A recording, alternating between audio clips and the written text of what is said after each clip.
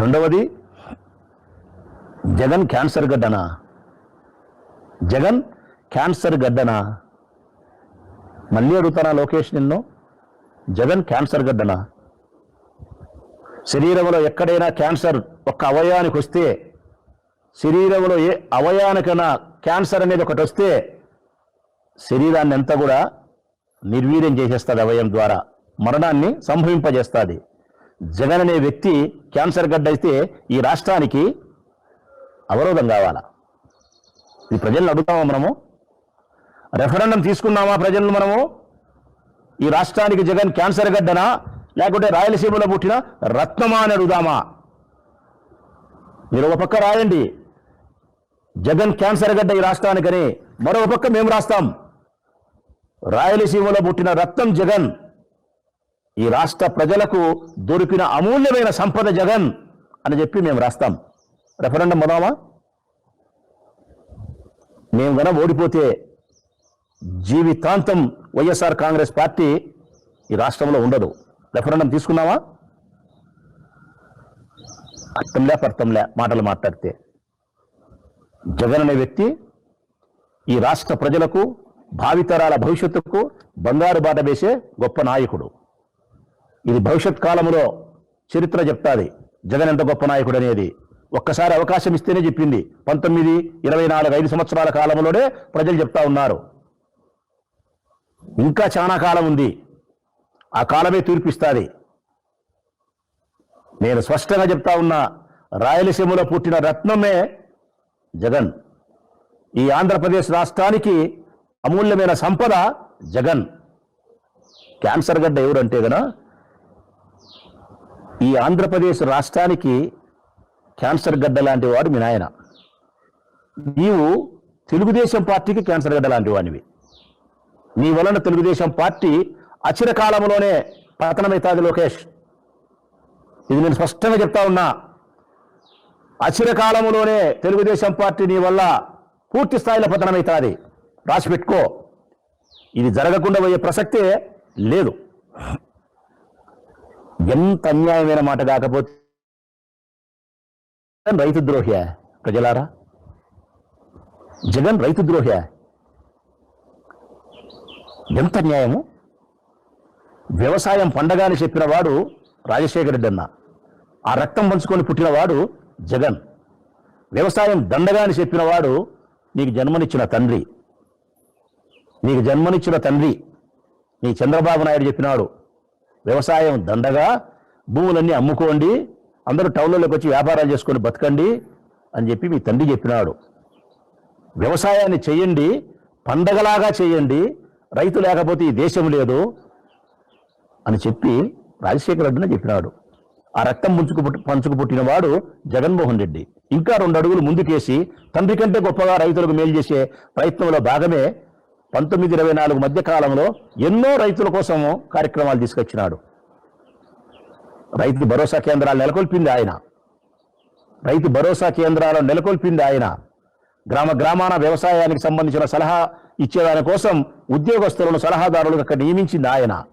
విత్తనాలు, ఎరువులు, మందులు వారి గ్రామాల్లోనే సజావుగా సక్రమంగా పంపిణీ చేసింది ఆయన. ప్రకృతి వైపరీత్యాల వల్ల పంట నష్టం జరిగితే 1 నెల గడువు లోపల రైతులకు నష్టపరిహారాన్ని చెల్లించింది ఆయన. ఈ క్రాప్ ఇన్సూరెన్స్ చేసింది ఆయన. పండించిన పంటలకు మద్దతు ధర ఇచ్చినది జగన్మోహన్ రెడ్డి. అన్నిటికంటే ముఖ్యంగా మీకు ఎవరికి రాని ఆలోచన ఇవన్నీ ఆయన చేసినట్టు. సంవత్సరానికి ఒకసారి పంట సహాయానికి 13,500 రూపాయల డబ్బులు ఇచ్చింది జగన్మోహన్ రెడ్డి. వ్యవసాయ పనిముట్లను సక్రమంగా పంచింది జగన్మోహన్ రెడ్డి. విద్యుత్ భారం కాకుండా రైతులకు చేసింది జగన్మోహన్ రెడ్డి. ఈయన రైతు ద్రోహి అంట. రాయలసీమకు నీళ్లు ఇవ్వకుండా, వ్యవసాయానికి సాగునీరు ఇవ్వకుండా అన్యాయం చేసినటువంటి రైతు ద్రోహి చంద్రబాబు నాయుడు. రైతుల గురించి ఏ రోజు పట్టించుకోలేదనేది ఎంత పచ్చి నిజమో ఆ నిజానికి ప్రత్యక్ష సాక్ష్యం ఈరోజు రాజధానిలో మీ నాయన చేస్తా ఉండే, మీ ప్రభుత్వం చేస్తా ఉండే తతంగం ఏమిటి లోకేష్? రైతుల దగ్గర నుంచి బలవంతంగా కొట్టి తిట్టి భూములు లాక్కుంటున్నారు. పండించిన పంటలేకి బుల్డోజర్లు పెట్టి పంట నాశనం చేసి భూములు లాక్కుంటున్నారు. ఏ రైతులైనా మీకు భూములు లేకపోతే గన తొవ్వేస్తున్నారు, నీళ్లతో నింపుతున్నారు, కరెంటు తీసేస్తున్నారు, రోడ్లు వేస్తున్నారు. మొన్న ఒక రైతు భార్య ఓ ఇల్లాలు కంట నీరు పెడుతూ మాట్లాడిన మాటలు మనందరం చూసినాం. ప్రజలారా, ఈ ప్రభుత్వానికి మేము ఓటేసినాం, తెలుగుదేశం ప్రభుత్వానికి మేలు చేస్తారని చెప్పి ఇంత బలవంతంగా మా భూములు లాక్కుంటారా? మా బిడ్డలకు ఇచ్చిన భూములను, మా అల్లుళ్ళకి ఇచ్చిన భూములను, బతకలేక తీసుకునే మా భూములను, 3 పంటలు పండే మా భూములను, గతంలో తీసుకునే భూములకి దిక్కు లేదు, మళ్ళా ఈ భూములకు ఎందుకు ఇస్తామని చెప్పి ఒక ఇల్లాలు, ఓ రైతు భార్య ఇల్లాలు కన్నీరు పెట్టి విలపిస్తా అంటే ఆ కళ్ళ నీళ్లు మీ ప్రభుత్వాన్ని సమూలంగా నాశనం చేయదనుకుంటున్నావా లోకేష్ నువ్వు? ఇదేనా మీరు రైతులకు ఇస్తా అంటే గౌరవం? మీ రైతుల యొక్క అనుకూలమైన ప్రభుత్వము? ఊరికే నోరుందని చెప్పి మాట్లాడింది, అధికారం ఉంది కదా, ఏం మాట్లాడినా చెల్లుతాదిలే అని చెప్పి మాట్లాడడమే. ఎవరన్నా స్క్రిప్ట్ రాపిస్తే రాసుకొని వస్తానని ఈ మధ్య ఆయన ఎవరో ఒక అందమైన కవిని పెట్టుకున్నట్టున్నాడు. రైజింగ్ రాయలసీమ అంట. ఇది రైజింగ్ రాయలసీమ. నేను ఇప్పుడు చెప్తాను లోకేష్, మా రాయలసీమ ఎప్పుడు కూడా రైజింగే. రాయలేలిన సీమ, రతనాల సీమ మా రాయలసీమ. మీరు రాయలసీమలు కాదు, మీరు కాదు, నేను చెప్తానా కదా. మీరు చిత్తూరులో పుట్టాం రాయలసీమ అనుకుంటారేమో, కాదు. రాయలసీమ పట్ల ఏమాత్రం ప్రేమాభిమానం లేని కుటుంబం నీది, నీ తండ్రిది. మా రాయలసీమ ఎప్పుడు రైజింగే. రాయలేలిన సీమ, రతనాల సీమ రాయలసీమ. కానీ మీ తండ్రి గారి పుణ్యమా అని చెప్పి రాయలసీమ రాళ్లసీమగా మారిపోయింది. రాళ్లసీమగా మారిపోయింది. సాగునీటి జలాలను ఇవ్వక ఈ రాయలసీమలో ఉండే వ్యవసాయం రైతాంగం పట్ల కనీసమైనటువంటి బాధ్యత లేకుండా నీ తండ్రి ప్రవర్తించిన పాలనలో దాష్టికానికి చిహ్నమే ఈ రాయలసీమ రాళ్లసీమగా మారిపోయింది. రాయలేలినప్పుడు ఈ సీమ రతనాల సీమ, నీ తండ్రి పరిపాలన చేసిన పుణ్యాన ఈ సీమ రాళ్లసీమ అయిపోయింది. అసలు రాయలసీమ వాసులు అందుకే మిమ్మల్ని ఎప్పుడూ లైక్ చేయరు. రాయలసీమ రైతాంగానికి కానీ రాయలసీమ ప్రజలకు కానీ మీరెప్పుడూ సరిపోదు. కారణం, ఈ రాయలసీమ ప్రాంత ప్రజలను మీరు సముద్ర తల్లి బిడ్డల్లాగా చూసినారు. మీరు ఏ ప్రయోజనాలను కూడా ఇక్కడ చేసే ప్రయత్నం మీరు చేయలే. గత ప్రభుత్వం, మా ప్రభుత్వంలో పరిశ్రమలను తరిమి కొట్టినారా?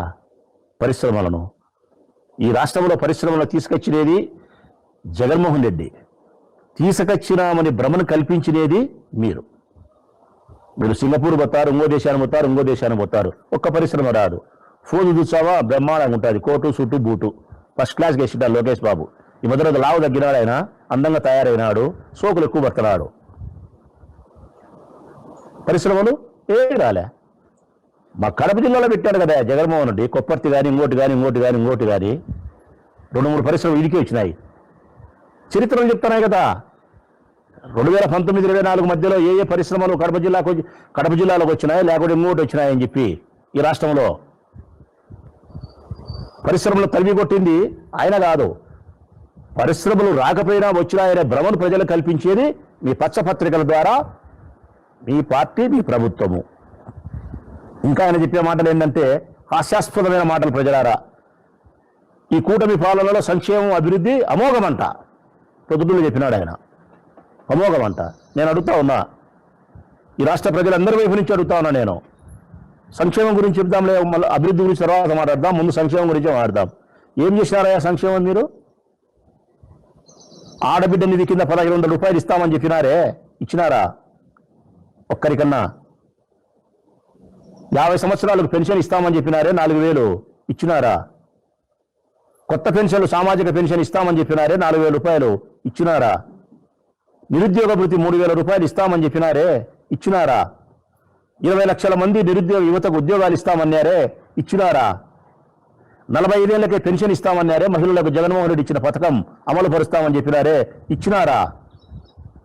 సంవత్సరానికి 3 గ్యాస్ కనెక్షన్ల చొప్పున సిలిండర్లు, ఈ 2 సంవత్సరాలకు 6 గ్యాస్ సిలిండర్లు ఏ ఒక్క మహిళకైనా ఇచ్చినారని చెప్పి ఎక్కడైనా నువ్వు చేయి ఎత్తిస్తే రాచమ్మలు తల కిందికి తీసుకుంటాడు.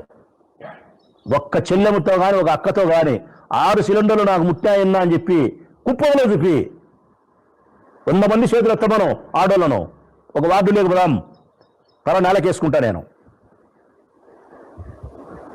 గ్యాస్ సిలిండర్ లీలే, కరెంటు బిల్లులు పెంచిరి, నిత్యావసర వస్తువుల ధరలు పెంచిరి, ఇంటి పన్ను పెంచిరి, గ్యాస్ మీద ధర పెంచిరి, డీజిల్ పెట్రోల్ ధరలు పెంచిరి. ఇదేనా మీ సంక్షేమం? ఈయనా మీ సంక్షేమం అమోఘం? వీటికి ఏమైనా సమాధానం చెప్తారంటే సమాధానం చెప్పారు. వీటికి ఏ ఒక్క సమాధాన్ని కూడా మీరు చెప్పరు. అభివృద్ధి చెప్పినాడు, అద్భుతంగా చేసినాం మేము అభివృద్ధి అని చెప్పి, చాలా గొప్పగా చేసినాం అభివృద్ధి అని చెప్తున్నాడు ఆయన. ఏం అభివృద్ధి చేసినాడు ఆయన నాకు తెలియక అడుగుతా. మా ప్రొద్దుటూరు నియోజకవర్గమే తీసుకున్నాము, ఏం అభివృద్ధి చేసినాడు? 2 సంవత్సరాలు అయింది. జగన్మోహన్ రెడ్డి గారి ప్రభుత్వంలో నేను తీసుకొచ్చిన అభివృద్ధి కార్యక్రమాలు ఆగిపోయి ఉన్నాయి. కూరగాయల మార్కెట్ ఆగిపోయింది, చేయలే. వైఎస్ఆర్ ఇంజనీరింగ్ కాలేజీ ఆగిపోయింది, చెయ్యలే. బస్టాండు నేను చేసిన తెలుసుకోలేకున్నారు. 150 కోట్లతో పైప్ లైన్ పని తెచ్చిన వెనక్కి పోయింది. 150 కోట్లతో పారిశుద్ధ్య అభివృద్ధి పనులు తెచ్చిన వెనక్కి పోయింది. ఎస్ఎన్ఆర్ గవర్నమెంట్ కాలేజీ ఫండ్స్ తెచ్చిన వెనక్కి పోయింది. అంటే మా ప్రభుత్వంలో మేము తీసుకొచ్చిన అభివృద్ధి కార్యక్రమాలకు నిధులు తెచ్చి పను మొదలుపెట్టినట్టు ఏవైతే ఉన్నాయో ఆ పనులు సైతము చేయకుండా ఆపేసి వెనక్కి పంపించిన ఘనత, 1-2 పనులు నత్తనడకగా చేస్తూ ఉండే పనులు పెట్టుకొని ఏం చేసినట్టు? ఎంతసేపు మాట్లాడినా ప్రతి ఊర్లోనూ వేసిన ఒక 4 రోడ్లను చూపిస్తున్నారు తప్ప మీరు ఇంకా మిగతా ఏది చూపించడంలే. నేను అడుగుతా ఉన్నా ఈ పాలకులు, ఈ ప్రభుత్వాన్ని, అభివృద్ధి అంటే తార్ రోడ్డు ఒకటేనా? లోకేష్, చంద్రబాబు నాయుడు గారు, రాష్ట్రంలో ప్రజల అభివృద్ధి అంటే తార్ రోడ్డు ఒకటేనా? ఏం లేవా? సాగునీరు లేదా? త్రాగునీరు లేదా? ఆరోగ్యం లేదా? విద్య లేదా? ప్రశాంతత లేదా? అభివృద్ధి అంటే వ్యాపారం కాదా? ఏముంది? ఈ ప్రొద్దుటూరు నియోజకవర్గం మొదలుకుంటూ ఇచ్చాపురం వరకు మీరు చేసిన అభివృద్ధి శూన్యం. జగన్మోహన్ రెడ్డి తీసుకొచ్చిన 18 మెడికల్ కాలేజీలను సంకనాకిపోయేటట్టు చేసినారు. ఈ రాష్ట్రంలో ఎంతో మంది పేద మధ్యతరగతి కుటుంబాలకు సంబంధించిన పిల్లలు డాక్టర్లు కావాలన్న స్వప్నాన్ని, కలను నాశనం చేసినారు మీరు ఆ 18 మెడికల్ కాలేజీలను భ్రష్టు పట్టించి. ఇదేనా మీ అభివృద్ధి?